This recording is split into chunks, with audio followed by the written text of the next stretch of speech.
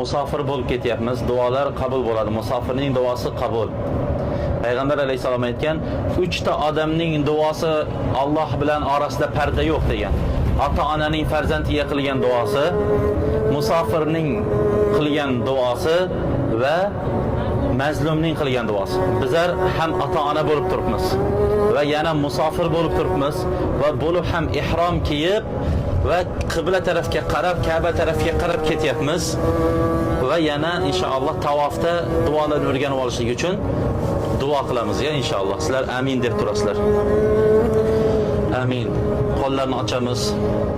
Allohim sening go'zal ismlaring va oliy bo'lgan sifatlaring bilan so'raymiz.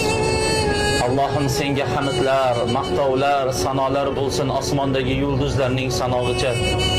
Robbim o'zingga hamdlar, sanolar aytamiz yerdagi mayda toshlarning ko'pligicha.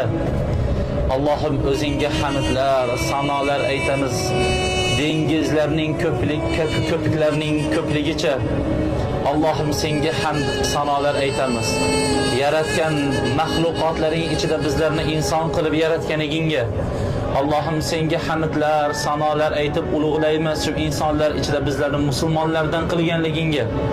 Allohim senga hamd, sanolar aytamiz, ulug'laymiz shu musulmonlar ichida ihrom kiyib o'zingning baytingga kelishlikka loyiq va nasib etganligingga.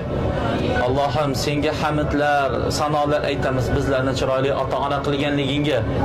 Allohim bizlarga farzandlari berganligingga hamdlar bo'lsin.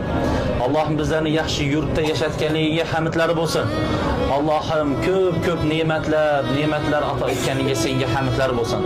Allohim senga hamdlar aytaveramiz hatto o'lgunimizcha.